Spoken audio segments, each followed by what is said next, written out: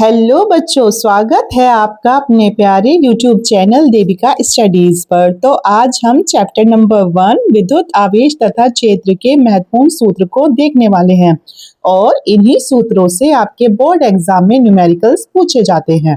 अब हमारा सबसे पहला सूत्र है आवेश। तो आवेशों का क्वांटीकरण, और ये इतना इम्पोर्टेंट सूत्र है, ये आपका चारों चैप्टर में आता है। इसमें कभी आपसे आवेश पूछ लेते हैं न्यूमेरिकल में और कभी इलेक्ट्रॉन की संख्या। तो सूत्र होता है हमारा Q बराबर N गुना E। तो इस सूत्र से कभी आपसे इलेक्ट्रॉनों की संख्या पूछ लेते हैं, ठीक है, और कभी क्या पूछ लेते हैं, तो आपसे कभी आवेश पूछ लिया जाता है, ठीक है। और इसका मात्रक क्या है बच्चों? इसका मात्रक होता है कूलाम, क्योंकि आवेश का मात्रक क्या होता है? तो आवेश का मात्रक होता है कूलाम। अब हमारा दूसरा सूत्र है विद्युत क्षेत्र की तीव्रता। तो इससे भी एग्जाम में क्वेश्चन पूछा जाता है। तो इसका सूत्र होता है वेक्टर E बराबर वेक्टर F बटे Q नॉट के। तो इस सूत्र को अच्छे से याद कर लीजिए कि वेक्टर E बराबर वेक्टर F बटे Q नॉट, और अगर इससे आपका इसका मात्रक पूछा जाए तो वो होता है न्यूटन प्रति कूलाम। तो इसका मात्रक होता है बच्चों न्यूटन प्रति कूलाम। अब तीसरा हमारा सूत्र है कूलाम का नियम। तो एग्जाम में आपसे कूलाम का नियम करके नहीं पूछा जाएगा, क्वेश्चन में आपसे पूछा जाएगा कि आपको दो आवेश दे दिए जाएंगे Q1 और Q2 और इनके बीच की दूरी R होगी, ठीक है। तो इन दोनों आवेशों के बीच लगने वाला बल पूछा जाएगा, ठीक है। तो उसमें लगेगा हमारा कूलाम का नियम, जिसका सूत्र होता है F बराबर 1/4 pi epsilon not Guna Q1 Guna Q2 और बटे में R स्क्वायर। क्या सूत्र है? तो इसका सूत्र होता है F बराबर 1/4 pi epsilon not Guna Q1 Guna Q2 बटे R स्क्वायर। और इसका मात्रक होता है हमारा क्या? इसका मात्रक होता है न्यूटन। अब हमारा चौथा सूत्र है विद्युत क्षेत्र की तीव्रता। तो आप कहोगे इधर भी था इधर भी है, तो जो ये वाला सूत्र है विद्युत क्षेत्र की तीव्रता का ही, तो ये हमने दोबारा इसलिए लिया है क्योंकि ये वाला सूत्र बिल्कुल कूलाम के नियम पर है। इसमें तो थे दो बिंदु आवेश, इसमें होता है एक ही बिंदु आवेश, इससे r दूरी पर कोई बिंदु P है, तो उसमें आपको विद्युत क्षेत्र की तीव्रता यानी E का मान निकालना हो। तो बस कुछ नहीं है, तो फिर ये सीधा सीधा कूलाम के नियम पर है। इसमें कितने आवेश थे? दो, और इसमें कितना है? केवल एक ही आवेश है।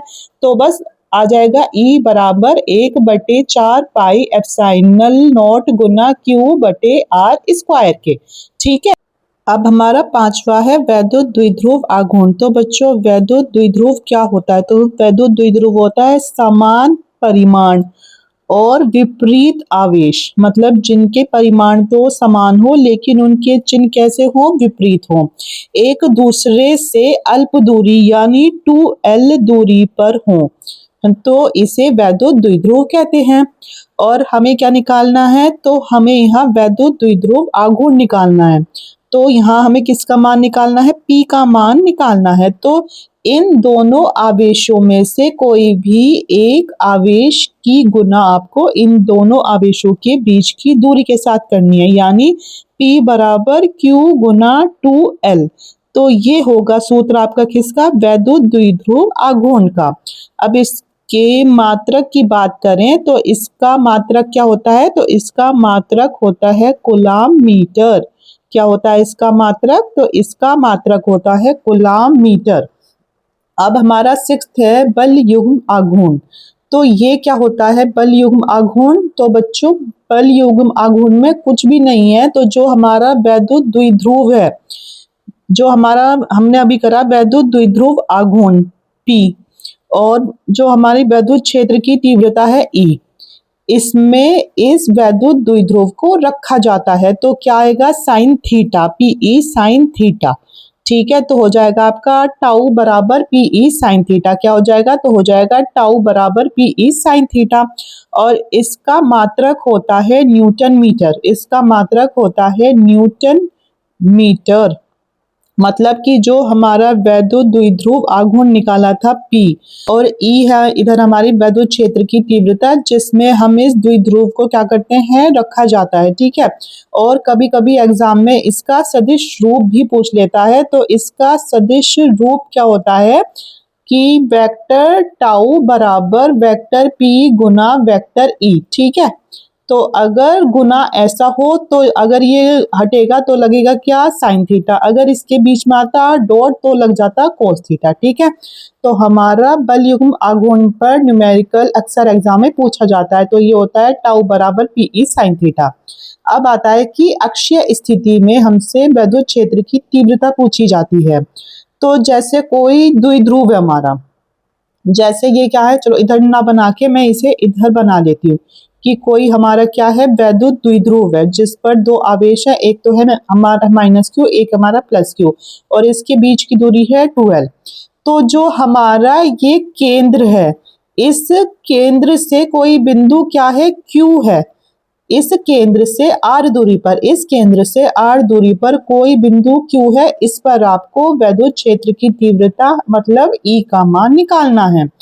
तो यही होती है हमारी अक्षीय स्थिति। तो इसका होगा E बराबर 1/4 pi epsilon not Guna 2p बटे आर क्यूब।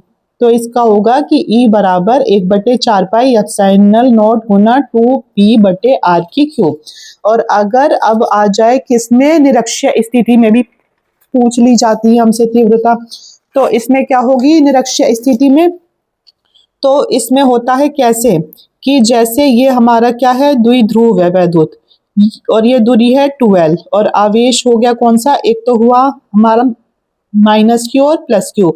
तो इस केंद्र से जब ऊपर की ओर किसी बिंदु क्यू पर जाते हैं r दूरी तय करके, तो इस बिंदु क्यू पर हमें क्या निकालनी होती है, इसकी विद्युत क्षेत्र की तीव्रता। तो उसका सूत्र होता है E बराबर 1/4 pi epsilon not Guna p बटे r की क्यूब। मतलब सूत्र बिल्कुल ऐसा ही होता है, सिर्फ ये क्या होता है कि ये अक्षीय स्थिति का आधा होता है। आधा कैसे हो गया कि जो ये सूत्र है, अगर हम इसमें 1/2 की गुना कर देंगे तो इस 2 से ये 2 कट जाएगा, तो मतलब ये इसका आधा सूत्र है, जब भी तो हमारा सिर्फ यहाँ क्या बचा है, P बचा है। तो अक्षीय स्थिति में तीव्रता होती है E बराबर 1/4 pi epsilon not Guna 2p बटे r की क्यूब, और जबकि निरक्षीय स्थिति में तीव्रता होती है E बराबर 1/4 pi epsilon not Guna p बटे r की क्यूब। अब नोवा है हमारा गॉस की प्रमेय। तो बच्चों गॉस की प्रमेय क्या होती है, किसी बंद पृष्ठ से गुजरने वाला, किसी बंद पृष्ठ से गुजरने वाला कुल वैद्युत फ्लक्स उस पृष्ठ में जो उपस्थित आवेश है, कुल आवेश का क्या होता है, 1/एप्सिलॉन नॉट गुना होता है, ठीक है। तो मतलब गॉस की प्रमेय होती है हमारी फाई ई बराबर क्यू बटे एप्सिलॉन नॉट। इस पर भी न्यूमेरिकल पूछा जाता है कि किसी बंद पृष्ठ से गुजरने वाला कुल वैद्युत फ्लक्स उस पृष्ठ में उपस्थित कुल आवेश का 1/एप्सिलॉन नॉट गुना होता है, इसीलिए ये होगा फाई ई बराबर क्यू बटे एप्सिलॉन नॉट। और इसका मात्रक क्या होता है, तो इसका मात्रक होता है न्यूटन मीटर स्क्वायर प्रति कूलम, ठीक है। अब हमारा 10वां सूत्र है विद्युत फ्लक्स। तो बच्चों सिर्फ विद्युत फ्लक्स से भी पूछ लिया जाता है, तो ये होता है हमारा फाई ई बराबर vector E dot vector A, और जब ये दोनों वेक्टर हटेंगे और बीच में क्या है, डॉट है, तो क्या लग जाएगा, कोस थीटा। तो हो जाएगा फाई ई बराबर ई ए कोस थीटा, क्या हो जाएगा, तो ये हो जाएगा इसका सूत्र हमारा फाई ई बराबर ई ए कोस थीटा। अब हमारा 11वां महत्वपूर्ण सूत्र है कि एक समान रूप से आवेशित सीधे तार के कारण, मतलब कि जो एक समान रूप से आवेशित है क्या, सीधा तार, तो इसके कारण विद्युत क्षेत्र की तीव्रता क्या होगी।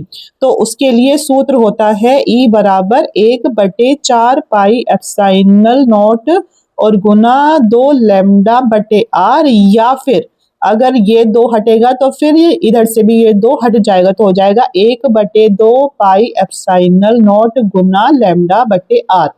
तो एग्जाम में ये दोनों ही सूत्र इस्तेमाल होते हैं, ठीक है, तो इन्हें अच्छे से तैयार कर लेना।